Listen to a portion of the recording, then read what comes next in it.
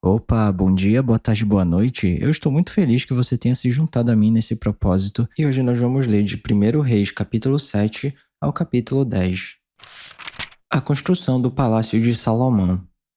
Salomão levou 13 anos para terminar a construção do seu palácio. Ele construiu o Palácio da Floresta do Líbano com 45 metros de comprimento, 22 metros e meio de largura e 13 metros e meio de altura, sustentado por 4 fileiras de colunas de cedro sobre as quais apoiavam-se vigas de cedro aparelhadas. O forro de cedro ficava sobre as 45 vigas, 15 por fileira, que se apoiavam nas colunas. Havia janelas dispostas de 3 em 3, uma em frente da outra. Todas as portas tinham estruturas retangular. Ficavam na parte da frente, dispostas de 3 em 3, uma em frente da outra. Fez um pórtico de colunas de 22 metros e meio de comprimento e 13 metros e meio de largura. Em frente, havia outro pórtico com colunas e uma cobertura que se estendia além das colunas. Construiu a sala do trono, isto é, a sala da justiça, onde iria julgar, e revestiu-a de cedro desde o chão até o teto. E o palácio para sua moradia, no outro pátio, tinha um formato semelhante. Salomão fez também um palácio como esse para a filha do faraó, com quem tinha se casado. Todas essas construções, desde o lado externo até o grande pátio e do alicerce até o beiral, foram feitas de pedras de qualidade superior, cortadas sob medida e desbastadas com uma serra nos lados internos e externos. Os alicerces foram lançados com pedras grandes de qualidade superior, algumas medindo 4,5 metros e outras 3,60 metros. Na parte de cima, havia pedras de qualidade superior, cortadas sob medida, e vigas de cedro. O grande pátio era cercado por um muro de 3 camadas de pedras lavradas e uma camada de vigas de cedro emparelhadas, da mesma maneira que o pátio interior do Templo do Senhor, com o seu pórtico. Os utensílios do templo. O rei Salomão enviara mensageiros a Tiro e trouxera Hurão, filho de uma viúva da tribo de Naftali e de um cidadão de Tiro, artífice em bronze. Hurão era extremamente hábil e experiente e sabia fazer todo tipo de trabalho em bronze. Apresentou-se ao rei Salomão e fez depois todo o trabalho que lhe foi designado.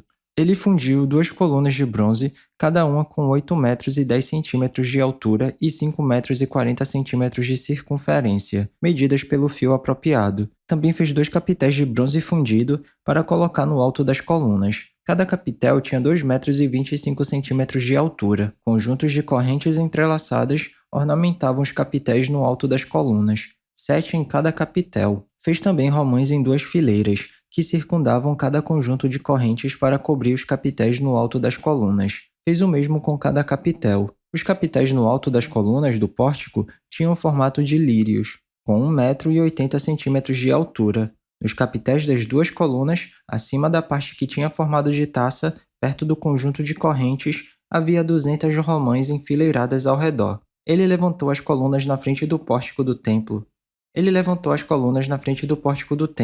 Deu o nome de Jaquim à coluna ao sul e de Boaz à coluna ao norte. Os capitéis no alto tinham a forma de lírios, e assim completou-se o trabalho das colunas. Fez o tanque de metal fundido, redondo, medindo 4,5 metros de diâmetro e 2,25 metros de altura. Era preciso um fio de 13,5 metros para medir a sua circunferência. Abaixo da borda e ao seu redor havia 2 fileiras de frutos, de 5 em 5 centímetros, fundidas numa só peça com o tanque. O tanque ficava sobre 12 touros, 3 voltados para o norte, 3 para o oeste, 3 para o sul e 3 para o leste. Ficava em cima deles e as pernas traseiras dos touros eram voltadas para o centro. A espessura do tanque era de 4 dedos, e sua borda era como a borda de um cálice, como uma flor de lírio. Sua capacidade era de 40.000 litros. Também fez 10 carrinhos de bronze. Cada um tinha 1,80 metro de comprimento e de largura, e 1,35 metros de altura. Os carrinhos eram feitos assim. Tinham placas laterais presas a armações. Nas placas, entre as armações, havia figuras de leões, bois e querubins. Sobre as armações, acima e abaixo dos leões e bois havia grinaldas de metal batido. Em cada carrinho havia 4 rodas de bronze com eixos de bronze, cada um com uma bacia apoiada em 4 pés e fundida ao lado de cada grinalda. No lado de dentro do carrinho havia uma abertura circular com 45 centímetros de profundidade. Essa abertura era redonda e, com sua base, media 70 centímetros. Havia esculturas em torno da abertura. As placas dos carrinhos eram quadradas e não redondas. As 4 rodas ficavam sob as placas e os eixos das rodas ficavam presos ao estrado. O diâmetro de cada roda era de 70 centímetros. As rodas eram feitas como rodas de carros. Os eixos, os aros, os raios e os cubos eram todos de metal fundido. Havia 4 cabos que se projetavam do carrinho, um em cada canto.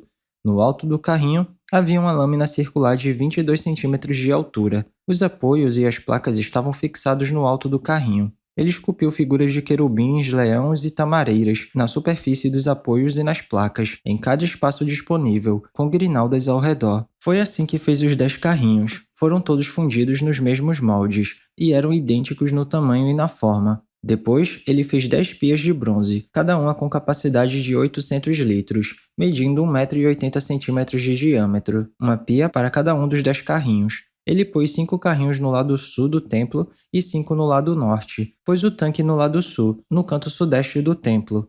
Também fez os jarros, as pás e as bacias para a aspersão. Assim, Hurão completou todo o trabalho de que fora encarregado pelo rei Salomão no templo do Senhor. As 2 colunas, os 2 capitéis em forma de taça no alto das colunas, os 2 conjuntos de correntes que decoravam os 2 capitéis, as 400 romãs para os 2 conjuntos de correntes, 2 fileiras de romãs para cada conjunto, os 10 carrinhos com as suas 10 pias, o tanque e os 12 touros debaixo dele, e os jarros, as pás e as bacias de aspersão. Todos esses utensílios que Hurão fez a pedido do rei Salomão para o templo do Senhor eram de bronze polido. Foi na planície do Jordão, entre Sucote e Zaretã, que o rei os mandou fundir, em moldes de barro. Salomão não mandou pesar esses utensílios, eram tantos que o peso do bronze não foi determinado. Além desses, Salomão mandou fazer também estes outros utensílios para o templo do Senhor: o altar de ouro, a mesa de ouro sobre a qual ficavam os pães da presença, os candelabros de ouro puro,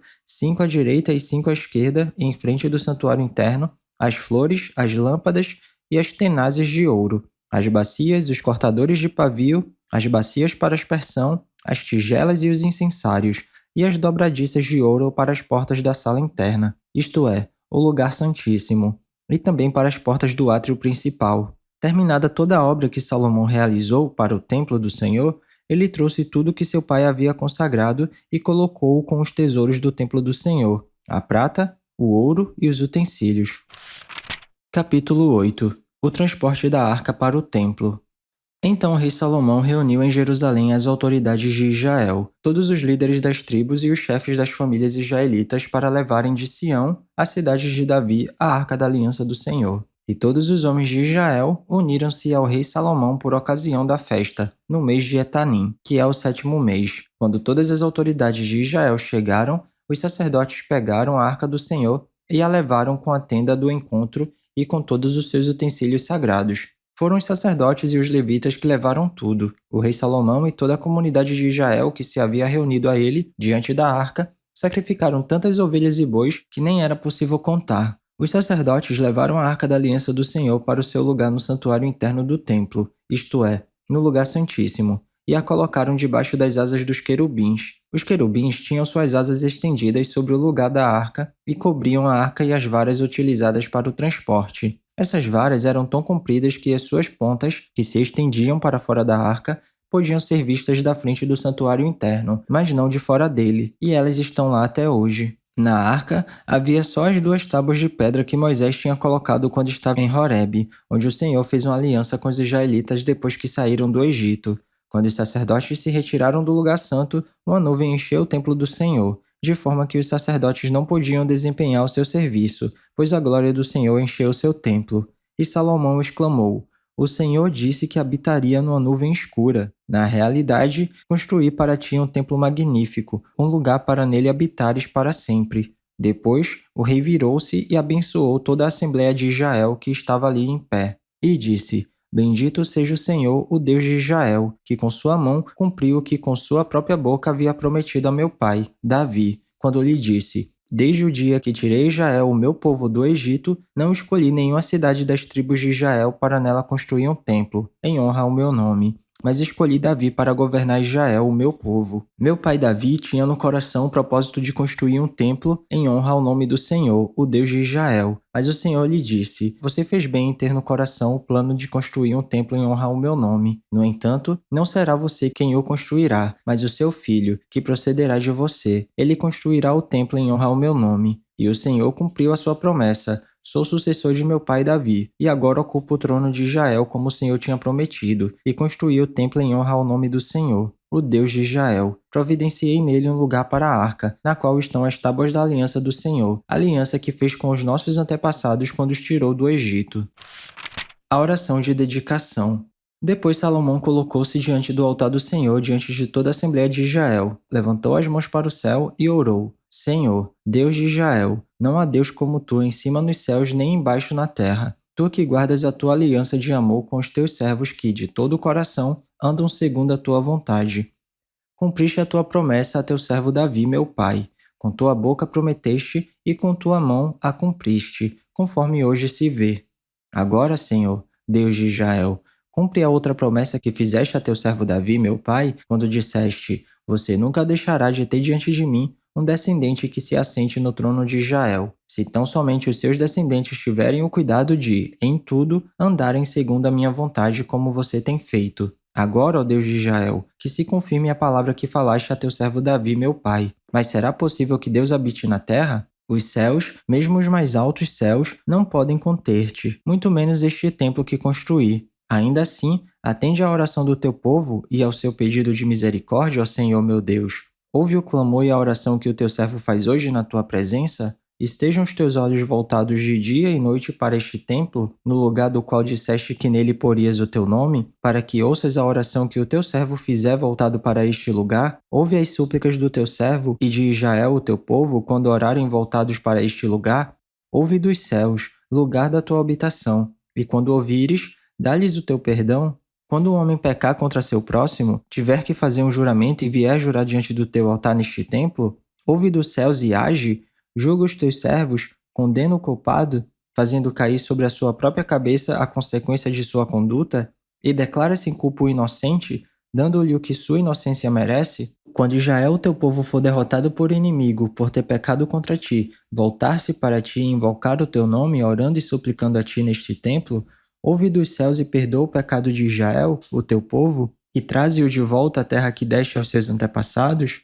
Quando se fechar o céu e não houver chuva por haver o teu povo pecado contra ti, e se o teu povo voltado para este lugar invocar o teu nome e afastar-se do seu pecado, por o haveres castigado, ouve dos céus e perdoa o pecado dos teus servos de Israel, teu povo, ensina-lhes o caminho certo e envia chuva sobre a terra que deste por herança ao teu povo.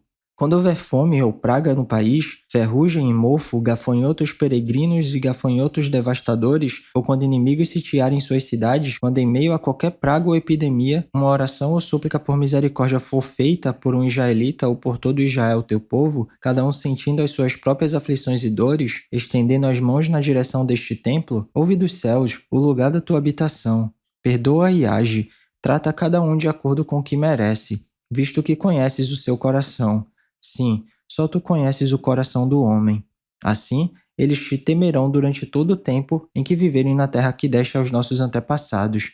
Quanto ao estrangeiro, que não pertence a Israel, teu povo, e que veio de uma terra distante por causa do teu nome, pois ouviram acerca do teu grande nome, da tua mão poderosa e do teu braço forte, quando ele vier e orar voltado para este templo, ouve dos céus, lugar da tua habitação, e atende ao pedido do estrangeiro, a fim de que todos os povos da terra conheçam teu nome e temam como fez Israel, o teu povo, e saibam que este templo que construí traz o teu nome. Quando o teu povo for à guerra contra os seus inimigos, por onde quer que tu o enviares, e orar ao Senhor voltado para a cidade que escolheste e para o templo que construí em honra ao teu nome, ouve dos céus a sua oração e a sua súplica, e defende a sua causa. Quando pecarem contra ti, pois não há ninguém que não peque, e ficares irado com eles e os entregarem ao inimigo que os leve prisioneiros para sua terra distante ou próxima, se eles caírem em si, na terra para a qual tiverem sido deportados, e se arrependerem e lá orarem: pecamos, praticamos o mal e fomos rebeldes. E se lá eles se voltarem para ti de todo o seu coração e de toda a sua alma, na terra dos inimigos que os tiverem levado como prisioneiros, e orarem voltados para a terra que deste aos seus antepassados, para a cidade que escolheste e para o templo que construí em honra ao teu nome, então, desde os céus, o lugar da tua habitação, ouve a sua oração e a sua súplica, e defende a sua causa, perdoa o teu povo que pecou contra ti, perdoa todas as transgressões que cometeram contra ti, e faze com que os seus conquistadores tenham misericórdia deles, pois são o teu povo e a tua herança que tiraste do Egito, da fornalha de fundição. Que os seus olhos estejam abertos para a súplica do teu servo e para a súplica de Israel, o teu povo, e que os ouças sempre que clamarem a ti. Pois tu os escolheste dentre todos os povos da terra para serem a tua herança, como declaraste por meio do teu servo Moisés, quando tu, ó soberano Senhor, tiraste nossos antepassados do Egito. Quando Salomão terminou a oração e a súplica ao Senhor, levantou-se diante do altar do Senhor, onde tinha se ajoelhado e estendido as mãos para o céu. Pôs-se em pé e abençoou em alta voz toda a Assembleia de Israel, dizendo: Bendito seja o Senhor, que deu descanso a Israel, seu povo, como havia prometido. Não ficou sem cumprimento nenhuma de todas as boas promessas que ele fez por meio do seu servo Moisés. Que o Senhor, nosso Deus, esteja conosco, assim como esteve com os nossos antepassados, que ele jamais nos deixe nem nos abandone, e faça com que de coração nos voltemos para ele, a fim de andarmos em todos os seus caminhos e obedecermos aos seus mandamentos, decretos e ordenanças que deu aos nossos antepassados, e que as palavras da minha súplica ao Senhor tenham acesso ao Senhor nosso Deus dia e noite, para que ele defenda a causa do seu servo e a causa de Israel, seu povo, de acordo com o que precisarem. Assim, todos os povos da terra saberão que o Senhor é Deus e que não há nenhum outro. Mas vocês tenham um coração íntegro para com o Senhor, nosso Deus, para viverem por seus decretos e obedecerem aos seus mandamentos, como acontece hoje. A dedicação do templo. Então o rei Salomão e todo Israel ofereceram sacrifícios ao Senhor. Ele ofereceu em sacrifício de comunhão ao Senhor 22.000 bois e 120.000 ovelhas. Assim, o rei e todos os israelitas fizeram a dedicação do templo do Senhor. Naquele mesmo dia, o rei consagrou a parte central do pátio, que ficava na frente do templo do Senhor, e ali ofereceu holocaustos, ofertas de cereal e a gordura das ofertas de comunhão, pois o altar de bronze diante do Senhor era pequeno demais para comportar os holocaustos, as ofertas de cereal e a gordura das ofertas de comunhão. E foi assim que Salomão, com todo Israel, celebrou a festa naquela data. Era uma grande multidão, gente vinda desde Lebo-Ramate até o ribeiro do Egito. Celebraram-na diante do Senhor nosso Deus durante 7 dias. No 8º dia, Salomão mandou o povo para casa. Eles abençoaram o rei e foram embora jubilosos e de coração alegre por todas as coisas boas que o Senhor havia feito por seu servo Davi e por Israel, o seu povo. Capítulo 9. O Senhor aparece a Salomão. Quando Salomão acabou de construir o templo do Senhor, o palácio real e tudo mais que desejara construir, o Senhor lhe apareceu pela 2ª vez, como lhe havia aparecido em Gibeon. O Senhor lhe disse: Ouvi a oração e a súplica que você fez diante de mim. Consagrei este templo que você construiu, para que nele habite o meu nome para sempre.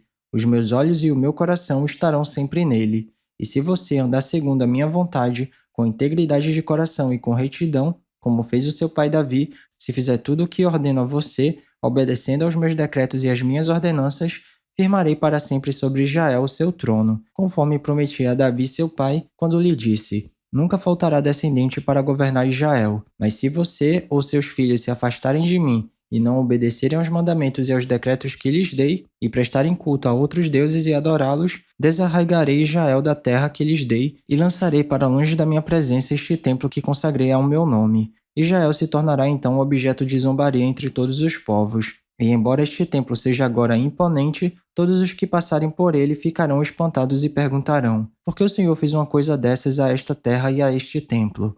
E a resposta será: porque abandonaram o Senhor, seu Deus, que tirou seus antepassados do Egito, e se apegaram a outros deuses adorando-os e prestando-lhes culto. Por isso o Senhor trouxe sobre eles toda esta desgraça. Outros feitos de Salomão. Depois de 20 anos, durante os quais construiu estes 2 edifícios, o Templo de Salomão e o Palácio Real, o rei Salomão deu 20 cidades da Galiléia a Hirão, rei de Tiro, pois Hirão lhe havia fornecido toda a madeira de cedro e de pinho e o ouro que ele precisou. Mas quando este veio de Tiro para ver as cidades que Salomão lhe dera, não gostou. Que cidades são essas que tu me deste, meu irmão? Ele perguntou, e as chamou Terra de Cabu. nome que elas têm até hoje. Hirão tinha enviado ao rei 4.200 quilos de ouro. O rei Salomão impôs trabalhos forçados para que construísse o templo do Senhor, seu próprio palácio, o Milo, o Muro de Jerusalém, bem como Razor, Megido e Gezé. O faraó, rei do Egito, havia atacado e conquistado Gezé, incendiou a cidade e matou os seus habitantes que eram cananeus, e a deu como presente de casamento à sua filha, mulher de Salomão. E Salomão reconstruiu Gezé. Ele construiu Bet-Haron Baixa, Baalete e Tadmor, no deserto dessa região, bem como todas as cidades armazéns e as cidades onde ficavam seus carros de guerra e os seus cavalos. Construiu tudo o que desejou em Jerusalém, no Líbano e em todo o território que governou.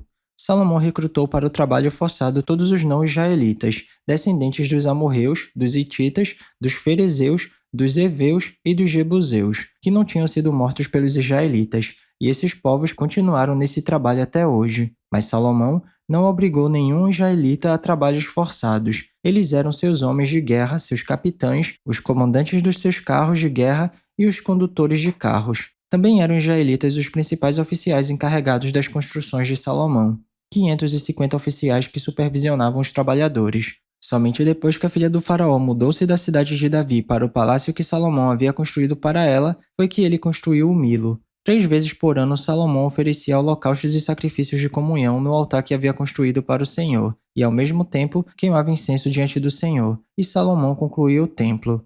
O rei Salomão também construiu navios em Ezion-Geber, que fica perto de Elate, na terra de Edom, às margens do Mar Vermelho, e Hirão enviou em navios os seus marinheiros, homens experimentados que conheciam o mar, para trabalharem com os marinheiros de Salomão.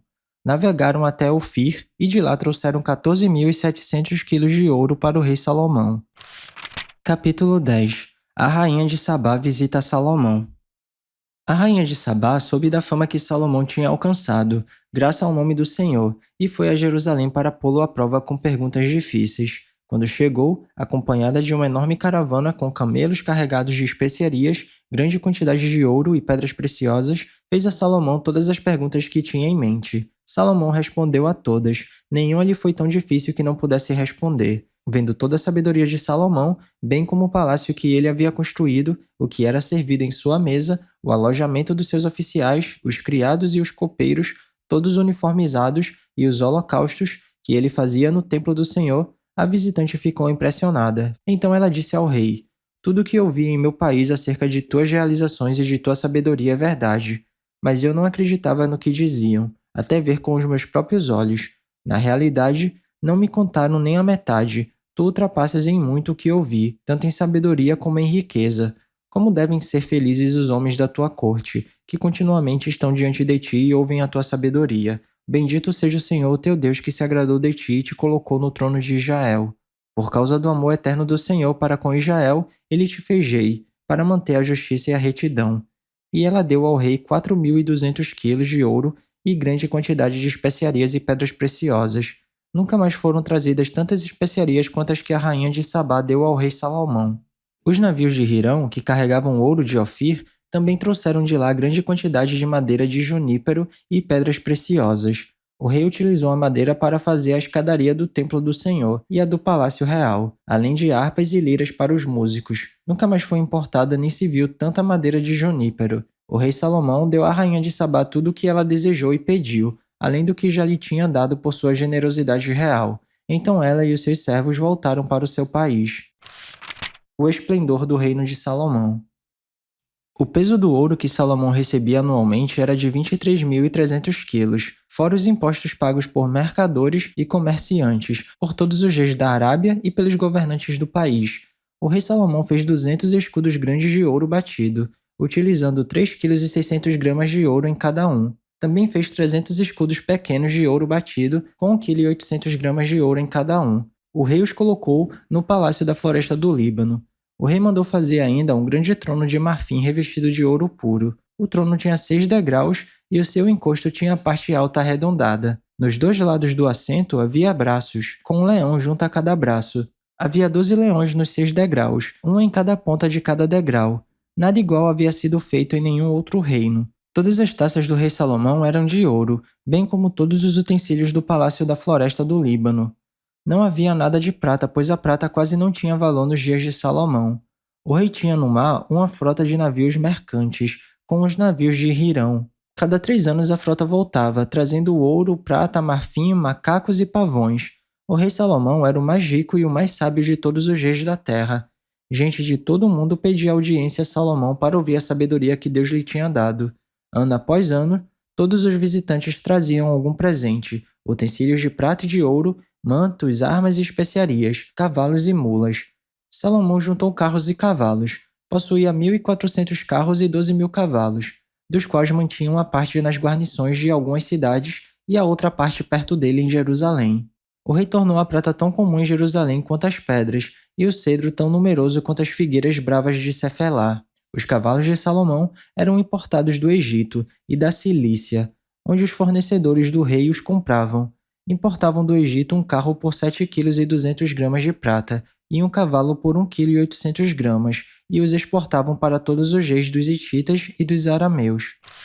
E é isso, chegamos ao final da nossa leitura. Eu espero que você tenha gostado. Se alguma coisa soar estranha ou diferente, eu te encorajo a dar uma pesquisada a respeito disso, porque apesar da Bíblia ser um livro muito atual, ela foi escrita numa época e numa cultura diferente da nossa. Então vale a pena dar uma pesquisada para entender melhor os contextos históricos e culturais. Ah, e esse vídeo aqui não é para substituir o devocional não, tá? É só um plus, é só um bônus, é só um incentivo.